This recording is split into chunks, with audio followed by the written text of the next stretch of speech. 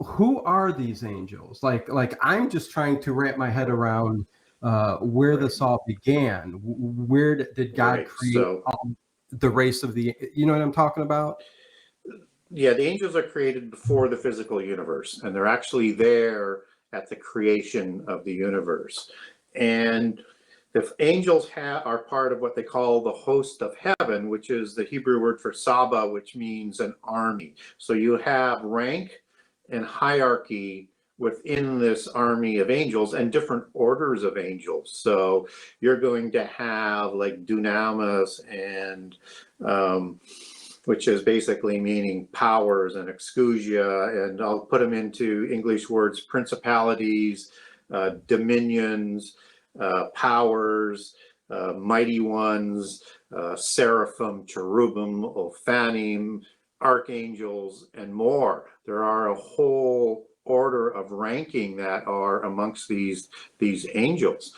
And so when you look at a pantheon, when I talk about that, that's sort of the hierarchy of the main angels that are organizing that particular religion. And they seem to be, people sort of understand these pantheons as being different polytheist religions around the world, but they're really not.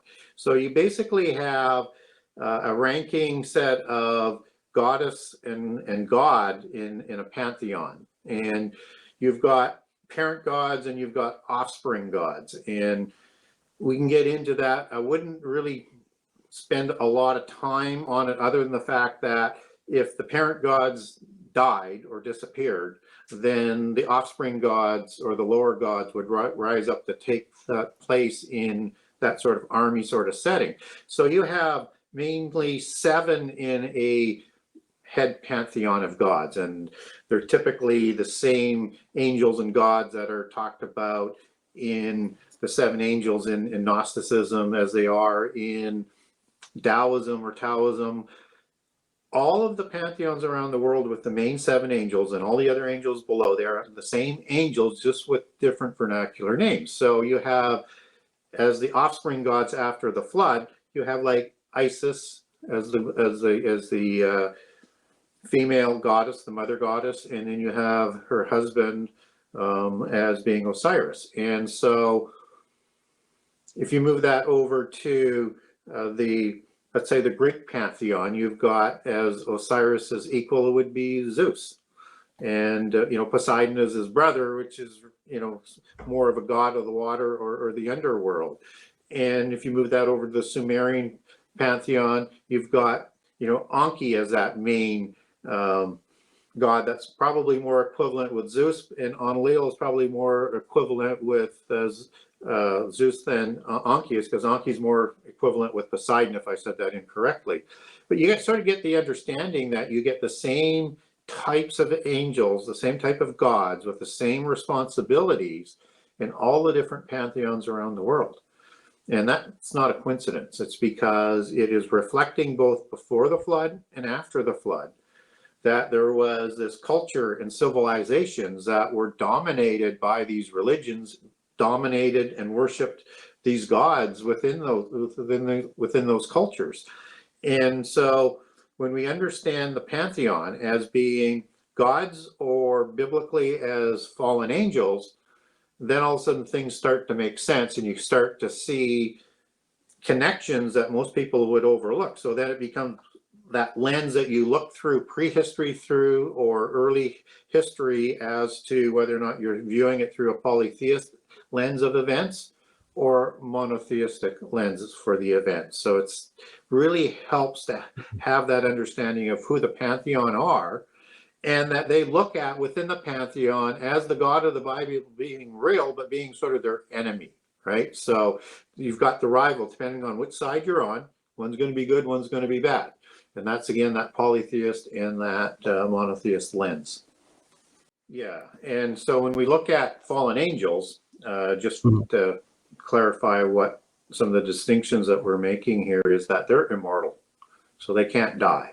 Whereas in the vampire mythos, you have vampires that are requiring the drinking of blood to give them their immortality, and powers and better mental cognizance. So angels don't need that. They're above that in terms of needing that as a requirement to have immortality. And so the fallen angels, what they did was when they rebelled and before the flood, and you can look at that as a recreation of the earth from the war that destroyed the flood that would have happened between Genesis 1:1 and 1:2, or just as a lot of Christians believe that day one begins sort of the history of the earth. But during that antediluvian period before the flood, after the 6 days of creation, you have the watchers that are governing the earth. And they are the head gods, and they interact with humankind throughout the earth and all the different cultures. So whether or not one looks at the history of that says there's 4 civilizations or 7 civilizations or 9 or 11 or 13, and I've heard all of those numbers. They're the ones that are being worshipped in all of these civilizations around the world. And then they create offspring, demigods, so that when you're looking at, let's say in Greek mythology, Hercules, he is the offspring of a Zeus and a human female, or Poseidon is going to, before the flood, is going to produce 12 demigod kings for the Atlantis Empire from Clymene, who's a human female. So these are part human, part God. Depending on which culture you're looking at, it could be 2/3 God, 1/3 human, as in the Sumerian civilization, or it could be 50% God and 50% human. And they are created immortal through the spirit that they get from the fallen angel as that God. And they're the ruling representatives on earth. Unfortunately, though, they don't all do good things. They turn, in a lot of cases, evil and become hubris. And even in the polytheist accounts, they rebel against the gods. And so they're killed by the gods, or their bodies are killed by the gods, but their spirit doesn't die. So these become the demon spirits. And the demon spirits require bodies to interact in the physical world. So you get a merging of ideologies of the undead, which technically could be a demon, and with the vampire mythos. And what the Nephilim were doing and the Raphael were doing to extend their lives was to drink blood and take the life of other beings to give them that sort of life. And that's where you get this melding into this sort of recreation of what their initial sort of vampires were doing. Now the gods, when they took a physical body, which they did on earth, they did also drink blood as well as part of the rituals, but they weren't drinking that blood to keep their immortality, because they're just immortal beings. I mean, the body might die, but they could recreate another body, so they can continue to look as they want, because they're changeling individuals. They had the ability to create physical bodies as a dwelling place for their spirit in the physical universe.